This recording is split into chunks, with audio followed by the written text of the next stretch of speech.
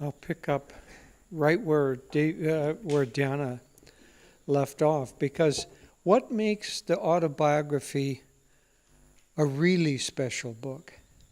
I mean, Swami's got a shelf full of books there. You probably have a shelf of books at home. You've probably read hundreds, if not thousands, of books in your life. What makes one book have the potential to change your life when all those other thousands don't have that power in them? It's because Master presents in there a picture of a world that you know resonates in your heart as being true, and in your own mind you want to say, I want that. I want to be like that. I want to experience that cosmic consciousness. I want to experience that universal love for everybody. And that book has the power to motivate an individual to take action beyond just reading it. And that's the real power of it. Otherwise, a book is just paper with ink on pages, and it sits on a shelf, and it doesn't have any power in and of itself. Although I'm not so sure that that's true of the autobiography of a yogi. I know of stories, one story where somebody was moving a box of books and it was kind of full, and a book fell off and hit him in the forehead, and he kind of got stunned a little bit and picked it up and said, oh, this is interesting. And it was the autobiography of a yogi. I know of another instance where a young man had seen the autobiography of a yogi, but he didn't like the face on the cover, didn't like that picture. That most people are very attracted to it, but for whatever the reason, he didn't like it. So later on, he was doing a service project, and he was helping clean out an attic in a college kind of boarding house. And so the students had left stuff up there, including boxes of books. So he was moving this box of books, and there was a book that didn't have any cover on it, and he somehow started paging through it, and gee, this is interesting. Oh my, that's really, I like that. Then when he got to the picture, of course it was the picture of Master. So, I think Master can make that book hit you in the forehead, or he can rip a cover off it. So I'm not sure that book in and of itself doesn't have some power. But generally speaking, the point is that a book itself doesn't have power. What is the legacy of the autobiography of a yogi? The legacy is that book has motivated millions of people to take the next step. And once people start engaging in the next step, once they find that this book changes their life and they start talking about it, then that book has the potential to go on in time and space for a long time. The Christian Bible is one of those, because the words of Jesus resonate with people and make them want to change their life, uplift their lives. And when they do, they get happier. We were one time on a pilgrimage in the Holy Land, and we were on, it's called the Mount of Beatitudes. It's where Jesus essentially delivered a beautiful lecture, which is, blessed are the poor in spirit, for theirs shall be the kingdom of God, and so on. You may or may not have heard that, but we were there, and there was a little chapel, and we meditated for a while, and then we went out in the garden, and we read that passage from the Bible, because this is the place that it had taken place. It was very inspiring and uplifting. And we went back into the chapel, and we were meditating, and then we heard kind of murmuring going on. And there were groups all over that garden, some reading it in Japanese, others in German, others in Spanish, and so on. And we realized that people had come to that garden from different parts of this planet, And they had read those words over and over and over again, probably for centuries. Well, words like Master put in Autobiography, the timeless truths, the ones that we recognize, our soul recognizes as being something that describes the world that we cannot see. Those books, very few, they have power.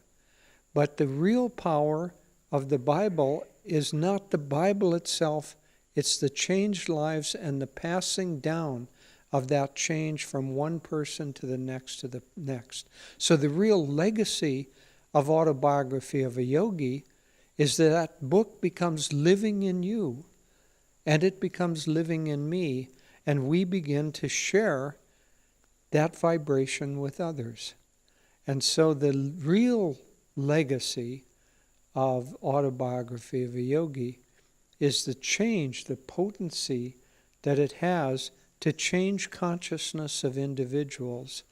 And we have a certain responsibility to do the best we can in our lives to live by the high truths that we find in there.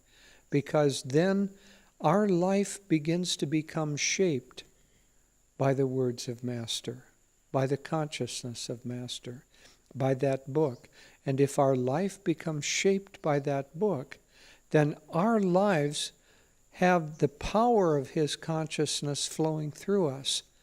And then we have the potential to help awaken others. Just as that man sitting on a bench meditating had the power to provide the next step for dhyana. And if we read that book and are moved by that book and live according to the degree that we can, according to the principles of that book, then that book is not just printed in 1,000,000 or so copies of the physical book, it's printed in 1,000,000 hearts. And those 1,000,000 hearts that are vibrating with that have much greater power than the book itself. The book, we have to refer people back to the book because it's packed with so much wisdom. But the real legacy of any great scripture is that it makes the jump from the pages of a book to the hearts of the individuals who read that and changes their lives and uplifts them. And so the autobiography has that power. It's going to go on and on and on for centuries, unlike most books on most bookshelves that a few years from now, Swami one time went into a bookstore and he said, I'm depressed by this. And we said, what? He said, there must be 100,000 books in this bookstore. What does my little offering into that stream of volumes, what difference is it going to make? Well, it's going to make a difference because hardly any of those books are going to make the leap from the page to the devotees' hearts and the devotees' minds or the seekers' minds. And the autobiography, the works of Swamiji, and great books make that leap. So they've awakened us, and through us they can help awaken others.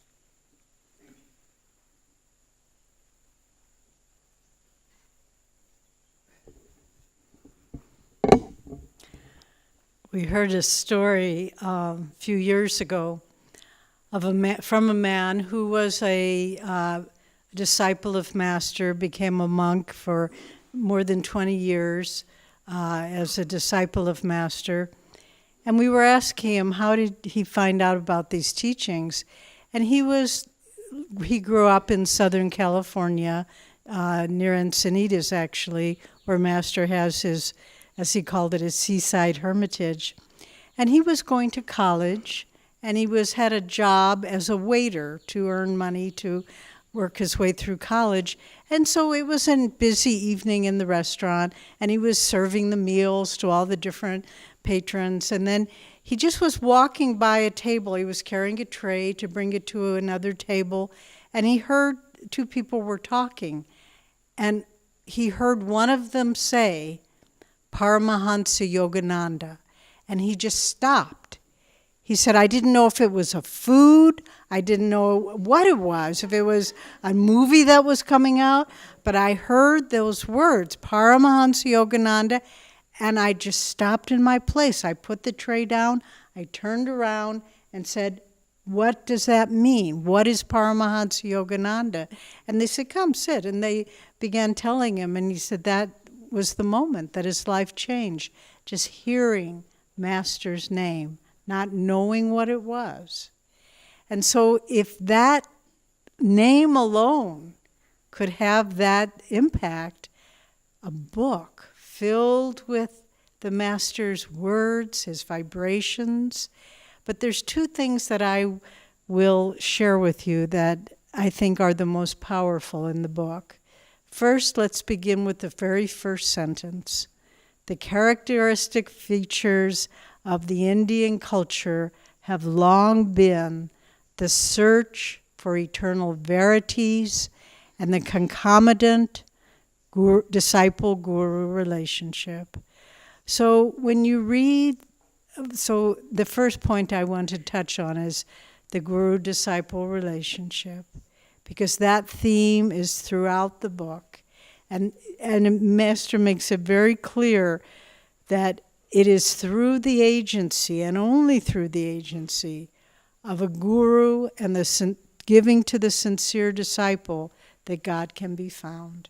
And that is echoed and echoed throughout those pages.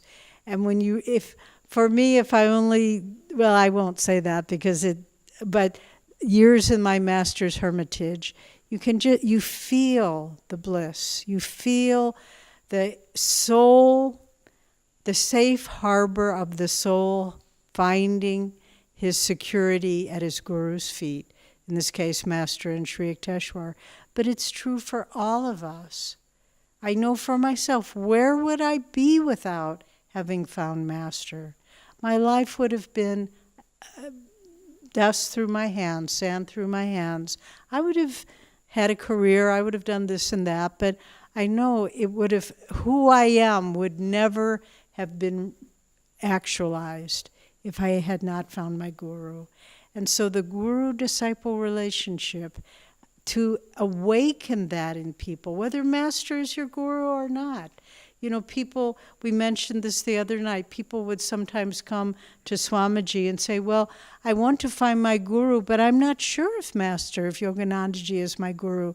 And Swami just would tell them, why don't you take him as your guru who will either manifest or he will lead you to your guru. And so take him as your guide to your deeper spiritual life. Once people took that step, very few of them went elsewhere. But Swami didn't want to proselytize. He didn't want to say, oh, you must go my way. He just said, try this and see. So, and you know, you're very fortunate growing up in this culture where the guru-disciple relationship is respected and understood. In the West, it's an uphill battle. People, oh, what do you need a guru? Oh, you know, and it's demeaned, and it's not respected in the same way. And people say, oh, yoga's fine, meditation's fine, but you don't need a guru. One of the most popular New Age magazines in the West called Yoga Journal, very much anti-guru, any guru. You know, you can do it, you do yoga, you do meditation, you don't need a guru. And so the disciples of Master are very much out of step with that part of Western culture that says you can do it on your own. And once you become a sincere disciple, you know, there's no way I can do this on my own. So that's one of the rich nuggets in that book. And that speaks to us on a very personal level. And I've often used this book over the years when I was going through difficult times. I would use it like an oracle. I would say, Master, I have a question. I don't know what to do here. And I would open it up 3 times and just put my finger wherever it fell. Sometimes it would take the 3rd page. But the answer was so shockingly pertinent to what my question was that it just, I could hardly believe it. So again, how can a book, how could ink on paper do that? Because it's not that. It's a conscious vibration for all of the disciples. But then there's this other aspect. There's a chapter where it's the chapter Rama raised from the dead, which starts off where Sri Yukteswar has his disciples around him, Master's there, and he says, would you like to hear a story about my years with Sri Yukteswar? And they'll say, oh, yes, Master, yes, because he was not very forthcoming about those stories. And so then he tells the story, I won't go into it here, how Lahiri Mahashaya raised his friend Rama from the dead. But then he goes on to say that Lahiri told Sri Yukteswar, I will send you a disciple, and 50 years hence, he will write my story. Lahiri is saying this to Sri Yukteswar. He will tell the story of my life for the Western world. And then Master takes a little pause here, and he says, as I write these words, I am stunned by the coincidence that it is 1945, exactly 50 years after Sri Lahiri Mahashaya said that to Sri Yukteswar. And so this book is also a carrier wave for the mission of the masters in the world today. These great lives, Babaji, Lahiri, Sri Yukteswar, who would have heard of them if it had not been for this book? And moreover, who would have understood the unity of Christ directing the development of the spiritual development of the Western world and Babaji of the East? Who would have known that? So this book is a carrier way for our own personal development, but there's also the legacy of the advent of the avatars and explaining to the world who they are, the magnitude of their consciousness, and why they came to the world today. So without that book, no one would know this. And Babaji would be revered, Lahiri would be known by a handful of people, really. Sri Yukteswar, maybe fewer. And Master would have made an impression in the West, but it's when it's all put together and you see, oh my goodness, this is the carrier wave for the spiritual evolution of the planet at this time. That's Autobiography of a Yogi. It's an amazing thing. And without that book, we would be totally unaware and devoid of hope, particularly in this present time. We were talking with a friend, talking about all the problems in the world today, and he said, I would lose heart, but for the fact that I know that Babaji and Jesus are guiding the evolution of our planet right now. And that is what we can cling to, no matter what happens, to remember that. All the troubles in the world right now, it's a passing thing. It will pass. But the vision of the great masters, the advent of the avatars to transform society, that's what the Autobiography of a Yogi brings to us.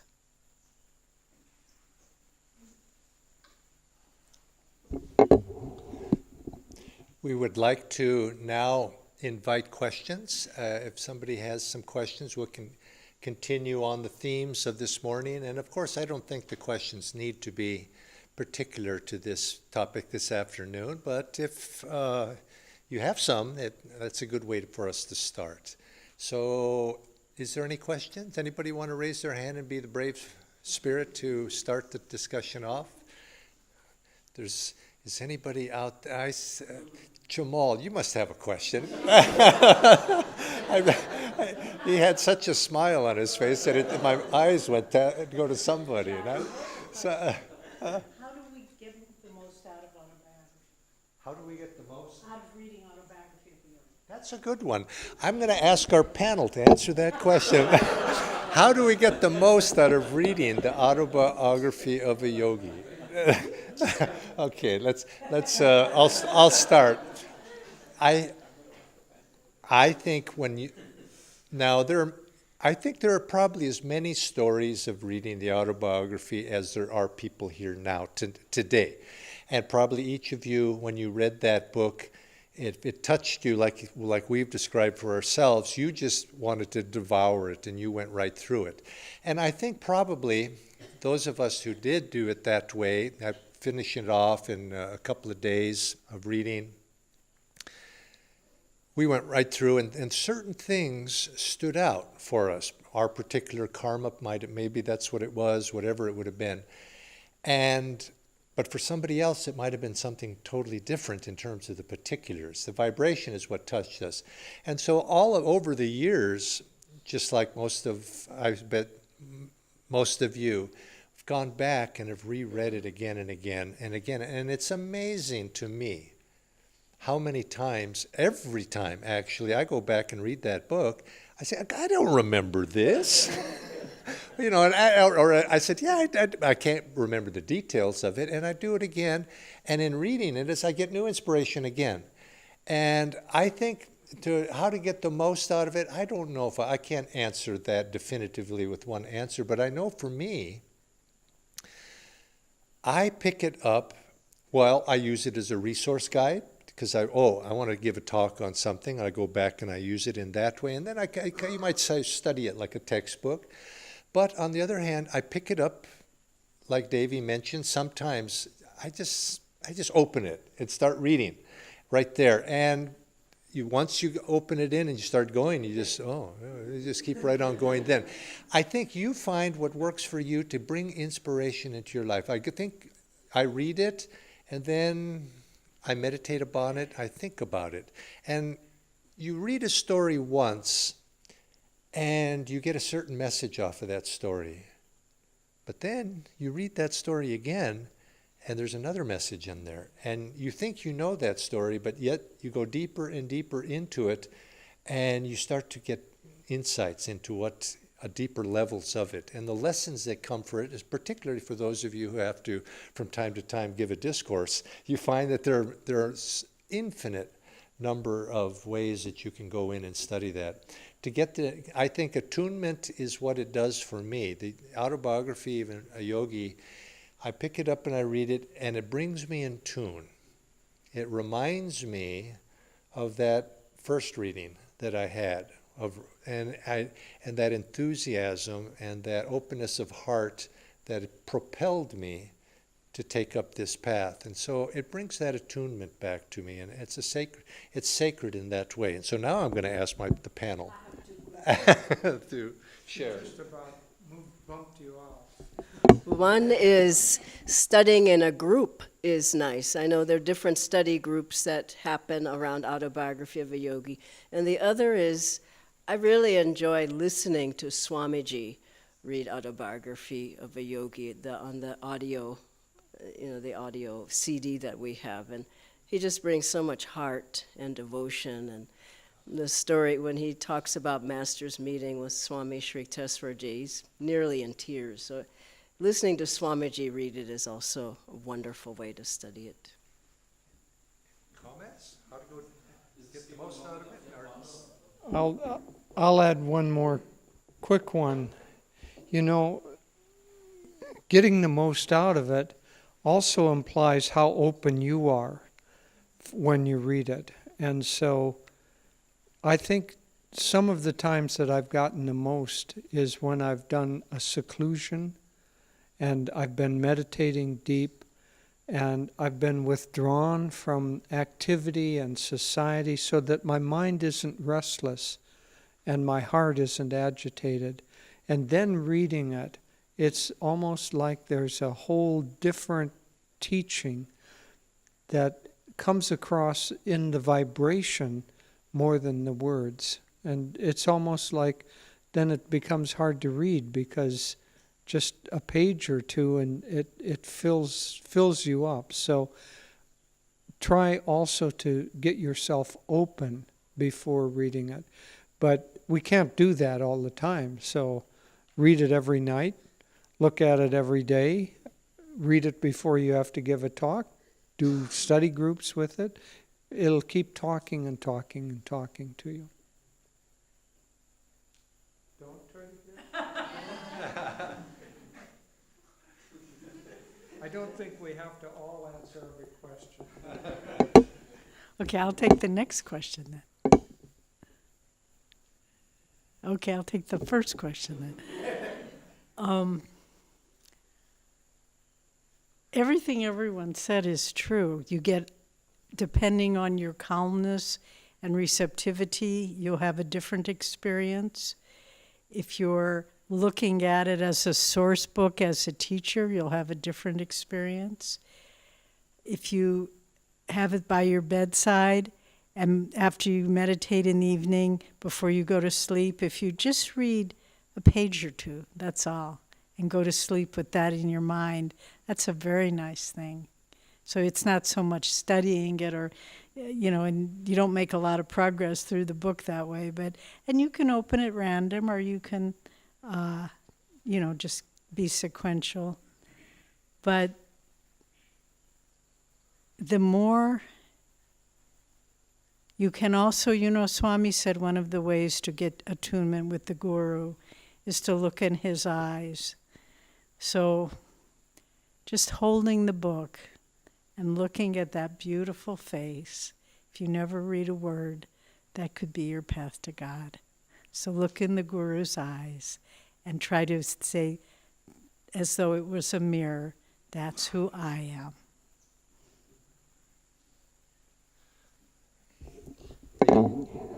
Thought came to me, that I would suspect what we've been speaking about is somewhat recognizable with everybody here. But you probably, a significant number of you have also had the experience. You were so excited of this book and you gave it to somebody and there was nothing. They just looked at you funny. What you want? And so I always, there must be a certain connection. There are those who it goes out as you might say, a signal it's calling. You remember the story of Ramakrishna, if you read his life, when his disciples had not yet come to him, and he would stand on the roof of his kutir, and he would call. He says, my disciples, come to me, come. And he would send that broadcast out. And slowly, one by one, of course, they all did come. And so I suspect it was the same thing. Master, he's got this great big family, and he sends it out, and people come. And it has a great power. And I think that will continue in the years ahead. When Sadhana Devi and I were in the East Coast of America, I came to this. We tried to do programs, and we would go out and talk and try to encourage enthusiasm of people to come and share these teachings.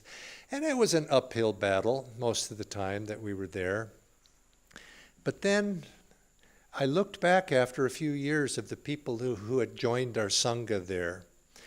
And of the ones that we had gone out doing programs through meditation programs, very, very few came because of our going out and spreading the message out.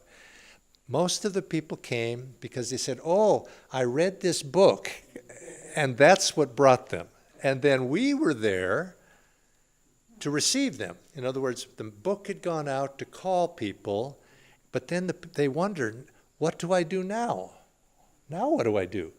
And they have to have somehow to follow that. And of course, in that situation, they would go on to the internet and they would Google and they would see that there was this place in this little country place where we were, and they would come. And I think that still applies.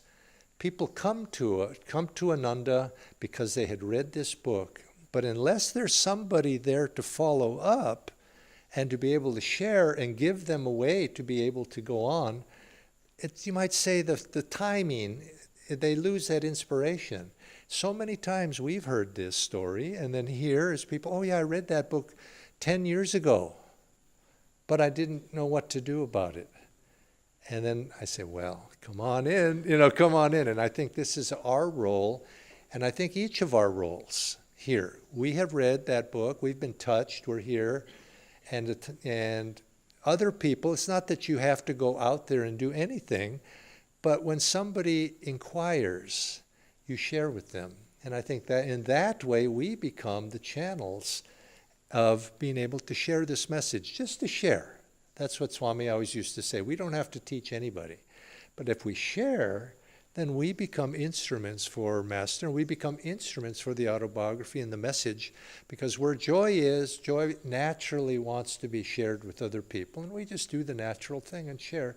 And then other people, and more people, and more people, when the time is right, each one at their own appointed time will ultimately come to these teachings in this lifetime or in the future. Now, more questions. We need a question. Here we go, Gorgia.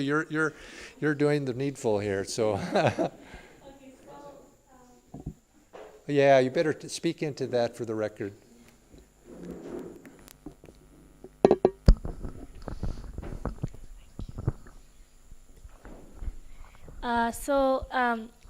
Can you hear me? I haven't heard you. Well, let's start talking. Let's see. I'll say loudly. So in Ananda, we have a supportive environment, and if you make a mistake, people don't pounce on you. They try to help you and they forgive you. But out in the world, it's not like that. So when somebody makes a mistake, and let's say they make many mistakes, they're treated in a mean manner for those mistakes, which were unintentional. So my question is, if somebody speaks rudely to you or very derogatorily, how do you still respond with love? And like, for example, Swamiji said kindness is its own reward. Can you just explain how that is true, or how we can do that? Be kind. How can you be kind in adverse conditions when the world is not all that kind to us? Now, I've been up here talking away, so I have to somewhere. Now, which one is? Devi and I have a 2-hour head start. Oh, you've got a head start. Now, Diana, now come on now. How do you be kind? Well, philosophically, I could answer that. Obviously, we don't take things personally. It's because people are. This world can be an unkind place. And Master would say, he actually, in his writings, he say, don't be too sensitive. Don't be too sensitive. Now, this doesn't mean to be insensitive. I'm not saying that. It's because there's different shades of this language here. But don't be sensitive to what's happening by other people's likes and dislikes, their upsets. These things. They're going to act, and they're going to say things, and they're going to do things that are going to be directed to you, and you're going to be hurt. You're going to be felt that they were unkind. So one is don't be sensitive to them, because if you're sensitive to them, what's going to happen? You're going to react to them, and you're not really going to be useful to be able to help that person, to be able to perhaps get that person a larger understanding. And so obviously, but that's easy said. And that's why I said it's easy said and not so easy to do so often, because when people treat us in a way that's thoughtless on their side. But I think what we have to do is and this is the spiritual tradition of all religions, is even in the midst of unkindness, if we're a serious student, and you are, and I think all of the people here, a serious student of the spiritual path, we know that we have to return. We can't return it on that level. We have to somehow metamorphose that energy into something higher and return blessings. Somebody slaps you, and you're able to return kindness to that, and not in that same vein. It's our you might say it's our spiritual duty as disciples to represent Master as what would Master do in this situation. Now, Master, of course, was a warrior. Somebody treats them unkind, he probably could have taken on his warrior samskars from way past and obviously defeated somebody and treated them back. But he would try to win people over with love. He'd win them over with humor. He'd win them over with deflection of turning something back in a kind way back to that person. He tried to, that person is, you have to, if you realize when somebody treats us unkindly, the first thing is to realize it's their problem. And they're trying to make it your problem, but it's really they're suffering. They are the ones who are suffering, and if they were not suffering, they wouldn't speak that way, and they wouldn't do that. They wouldn't do that. And so if you can hold on to that thought, which is what compassion was mentioned this morning, they were talking about compassion, is to see people and as according to the bigger picture, that they're beautiful souls, but darkness has affected them. And even the greatest of people, the wonderful, I mean, maybe not on the highest level, but people who are wonderful souls, wonderful disciples, they have down periods too. And those down periods, they perhaps have come down a little bit to act unkindly to one another, and friends do this to one another sometimes. We have to remember and see them on the highest level. Now, this is not easy to do, but it's our duty to do as disciples, is to see one another as disciples, and even those who are not, on our path, to see them on that level. On the other hand, remember, you don't ever want to let anybody abuse you. It's not but we don't have to hit them on the head either. And so you have to hiss a little bit sometime, like that story of the snake, but with a clean heart. And because you don't ever want to let somebody go too far in that way, because it's not good for them. It just stimulates that. So this is a hard lesson. It's a hard lesson, but we have to start first with ourselves. Don't be too sensitive. Keep ourselves in Master's world, and be an instrument for actually trying to uplift that other person out of their darkness. Now, I bet I've said something that you don't all figure out. He didn't say this or that. Now. Just quickly, so, Gorgia, sometimes there are people who are in our life or in our family, in our world, that we just don't get along with. And it could be past life karma, and, in some instances, Swamiji or Master talked about people who were enemies in other lifetimes, and they had karma to work out. And so sometimes that happens. It's not like you can like everybody loves you and likes you. It just isn't the way this world is set up. But I found that two things. One, always strengthening myself, thinking about how can I get stronger myself, how can I be less sensitive, how can I be less emotional through the practices that we have. So one is strengthening yourself. The other one is getting out of yourself and being expansive, meaning through prayer, through our healing prayers, and you probably do the healing prayers anyway. And I have found that it takes time sometimes. It's not like, okay, I prayed and now they love me.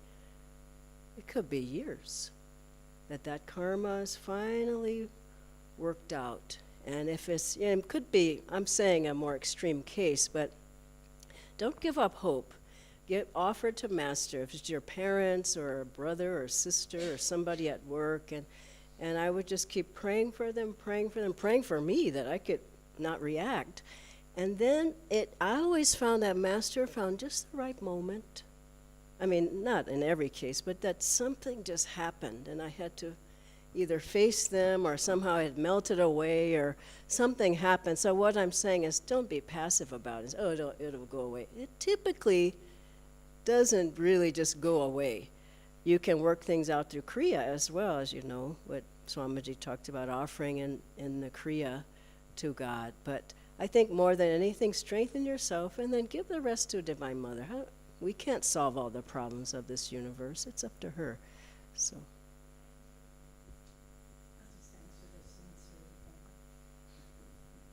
One of the most powerful experiences of fending off negative emotions from others that we ever had to go through, and I hope none of you ever have to go through, was when Ananda was sued some years ago. And it was brutal, it was ruthless. The lawyers were very unscrupulous and unrelenting. And I remember at one point, I just was so discouraged. We were with Swami. We were staying in the Bay Area of San Francisco because that's where the trial was being held. And I just thought I cannot bear this level of negative energy being directed at us anymore. And then the phone rang, and it was Swami. He was staying in another apartment from where we were staying. And he said, "Oh, can you come over and help me fold my shirts?" You know, it was just an excuse for me to come over. So I went because he knew I just was at the breaking point. I can't deal with this much negativity being pushed at us anymore. And he didn't say anything about anything. Then I was folding the shirts and I was about to leave.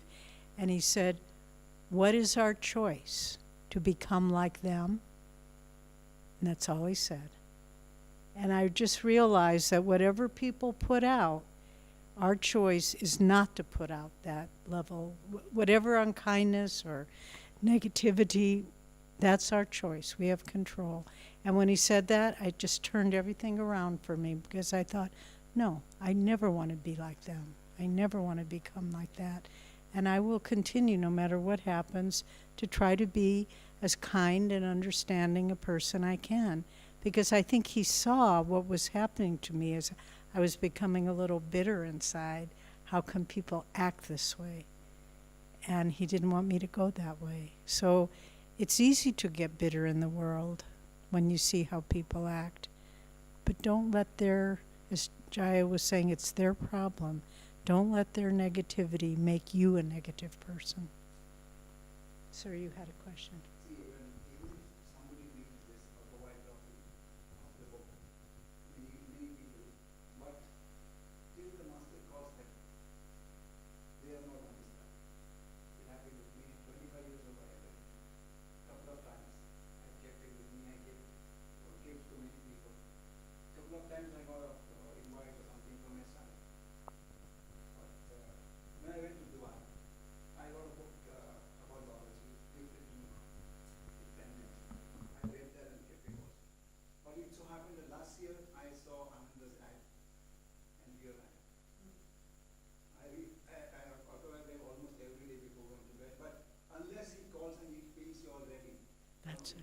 you read something. So that's No. the call everybody has to take. That's a very good point. And also, I wanted to add that, but you've made the point, sir, so I will go on. I have one older brother who's a very fine man. We were very close as children. But when I came to Ananda, this was many years ago, 50 years ago almost, he was upset. He said, "I don't want to have anything to do with that. I don't want to have anything." And I said, okay. And we kind of went our separate ways. But he watched me, and he watched me. And then Swami Kriyananda was giving a talk in Los Angeles where my brother lives. And he came to the talk, and he went up to Swami. And I had no idea what he was going to say. I hoped it wouldn't be bad. But he went up to Swami, and I was standing nearby, and he said, "Thank you for the life you have given my sister." And he began meditating. And he was down at Master's Hermitage in Encinitas, just meditating on the grounds. So 50 years had passed. He's older than I am, so he's not a young man. And he was meditating there, and one of the nuns, the SRF nuns, came up to him and said, "Come, I want to bring you into Master's room." My brother told me this. And I said, "Do you know how rare that is? Even if you have an appointment, they don't take you into the room." But and then my brother said, and when I meditated there, I could see Yogananda standing there. And 50 years. So we don't know. You can give someone a book and they can say, oh, I'm not interested in that. But, you know, it works on people's consciousness. So if you have people you love who are suffering, give them the book. If they reject it, okay, but still something will happen. So.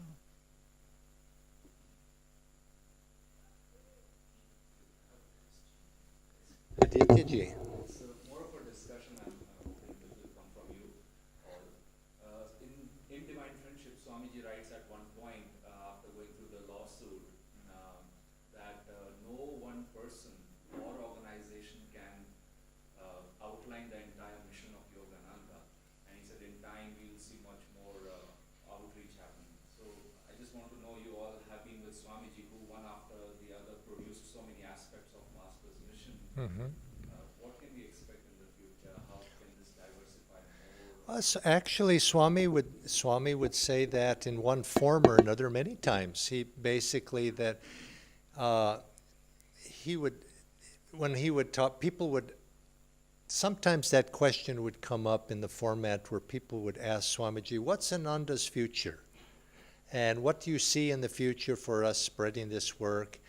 And he said many times, he said, Ananda itself cannot encapsulate all of Yogananda's work.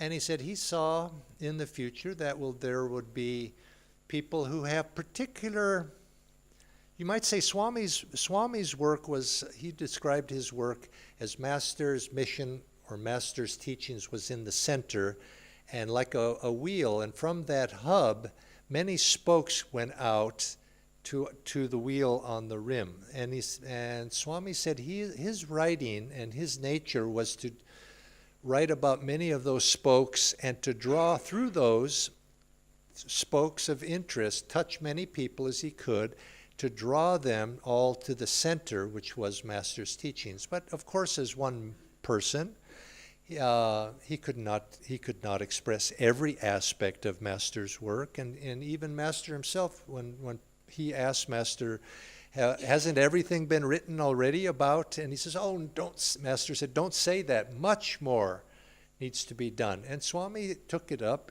as to be one person to express Master in many different ways, showing how his teachings applied. But there have been others as well there's been many disciples who have taken that. And I think in the future there are aspects of people's interest that need to be developed and will be developed, and showing how Master's teachings apply to that and how Master can be brought into that teachings brought into that world. I've mentioned this to a few people. I've been, over the last 2 years, I've been going back and forth to China once or twice a year. And obviously, because of the political situation in the country like that, our work cannot develop there like it is here, because it's just not compatible with the system. Unless that system changes, which probably is not going to happen in my lifetime. So you could say, but yet there is this energy that has come into the world, and we have to realize Master's mission, Master's vibration, Babaji's vibration, the vibrations have come into the world, and they use organizations, they use as channels, they use individuals as channels. But they're only channels, only instruments. They are not the vibration itself. And as time goes by, everything changes, and new expressions they'll have to find channels appropriate to the situation that arises in this world. And so this is the thought in my mind, that Masters, these teachings of Kriya Yoga, these teachings of Master's mission, which Master predicted would touch people in every land in this country and spread to all countries, have to find the appropriate channel and the appropriate means by which that'll happen. In some countries, it'll be very obvious. In other countries, such as a country like China, it's going to have to find its own way, because it's the individuals, you see, whose hearts are being touched. People's hearts are touched in every country, and that outward expression of how those people will find God, how they'll come together, how they'll associate with each other, what's going to motivate them, are going to have to take individual expression in each country. And as time goes by, in a century, 2 centuries, 5 centuries from now, 1,000 years from now, same thing will have to happen. There's going to be no one cup can possibly hold the ocean, and we're but one cup here. But there's obviously a need and inevitability for many cups. But it's the same water in those cups. Sometimes it looks a little shaded slightly differently according to the minerals, you might say. But it's the same water in all of them. So I'll use that as my introduction to Jyotish is going to. I'll touch on an aspect of this because we need to work creatively with Master's teachings. But there are 2 aspects to it. If we try to work creatively by thinking that we can change the truths in Master's teachings, he didn't understand this, I'm going to explain it. Or he's old-fashioned. You know, he came from the 1920s, and now we're 100 years later, and he's old-fashioned in his thinking, and I'm going to bring his teachings up to date by doing something. So we have to understand that the truths that he talks about and in his teachings are going to go on for 2,000, 5,000 years. And if we think that it's our job to change those, then we would be better to step out of the way, because that's wrong.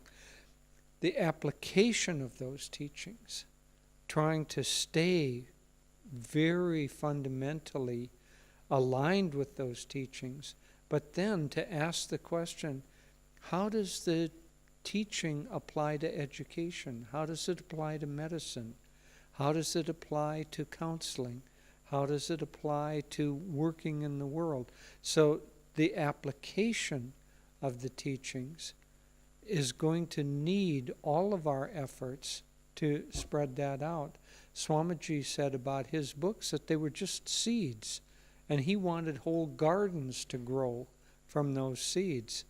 But let's say one seed was an apple tree. He didn't want a garden of thorn bushes to grow from that seed.